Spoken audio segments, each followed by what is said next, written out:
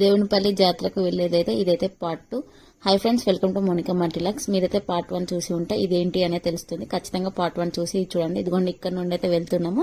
ఇక్కడైతే ఒక్క లైట్ కూడా లేదు. చాలా మంది పబ్లిక్ అయితే ఉన్నారు. చాలా అంటే చాలా చీకటిగా ఉంది. ఇందులో చాలా మంది ఇంకా నడుచుకుంటూ వస్తున్నారు. వాళ్ళు ఎలా వెళ్తారో ఏంటో అని భయం అనిపించింది. ఎందుకంటే ఒక్క లైట్ కూడా లేదండి.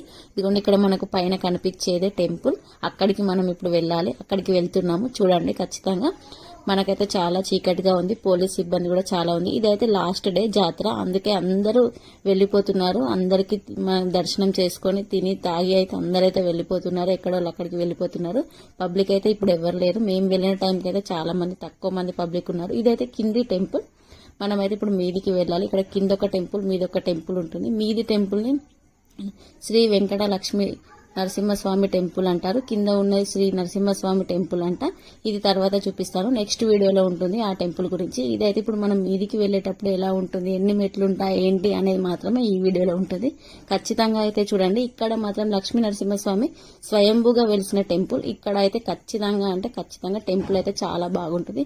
ఖచ్చితంగా కానీ మీరైతే ఏది వీడియో అనేది మిస్ కాకుండా ఖచ్చితంగా చూడండి. ఇక్కడ టెంపుల్ అయితే చాలా అంటే చాలా బాగుంటుంది. ఈ జాతర అనేది కూడా చాలా బాగుంది. కార్తీక పౌర్ణమి నుండి స్టార్ట్ అవుతుంది.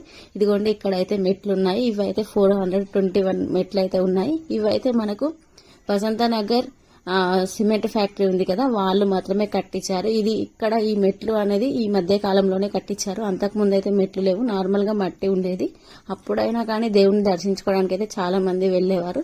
ఇప్పుడు ఇలా మెట్లు ఉండడంలో కొంచెం ఎక్కడానికైనా దేనికైనా కానీ కొంచెం తక్కువగా, ఎందుకంటే బాధ అనేది లేకుండా ఉంది. అంతకుముందు మట్టి మీద ఎక్కడానికైతే కొంచెం కష్టం అయ్యేది. ఎందుకంటే నడిచే వాళ్ళు నడవని వాళ్ళు ఉంటారు కదా. ఇలా మెట్లు ఉండడం వల్ల అయితే మంచిగా అనిపించింది. మేమైతే ఇక్కడ దేవుని అయితే మొక్కుకొని మెట్లు ఎక్కడం అయితే స్టార్ట్ చేస్తాం. ఇదిగోండి, ఇక్కడైతే కార్తీక పౌర్ణమికి దీపాలు ఎలా వెలిగిస్తారో ఇక్కడ కూడా అందరూ చాలా మంది ఇక్కడ మెట్లకి దీపం ముట్టించి మొక్కుకొని అయితే అందరూ బయలుదేరుతున్నారు. ఇక్కడ మనం మెట్లకి మంచిగా మొక్కుకొని పైకి వెళ్ళి మంచి తిరిగి రావాలి కాబట్టి అందరైతే ఇక్కడ దర్శించుకొని వెళ్తారు. ఇక్కడైతే మనము తిరుపతిలో బొట్లు ఎలా పెడతామో మెట్లకి సేమ్ యాజ్ టీజ్ గా అలా చాలా మంది పెడతారంట ఇక్కడ. అంటే మనం మొక్కుకున్న మొక్కు బట్టి ఉంటుంది. మేమైతే ఇక్కడ కొంచెం దూరం ఎక్కగానే చాలా ఆయాసం అనిపించింది. ఎందుకంటే మెట్లు ఎక్కడం ఇది ఎలా ఉందంటే గుట్ట అంటే ఇట్లా స్ట్రైట్ గా ఉంది. మనకు నార్మల్ గా స్టెప్స్ లెక్క లేదు. ఇది ఎక్కడం కొంచెం కష్టమే అనిపించింది. చాలాసేపు టైం పట్టింది, ఒక 1 అవర్ పట్టింది మెట్లు ఎక్కడానికి అయితే.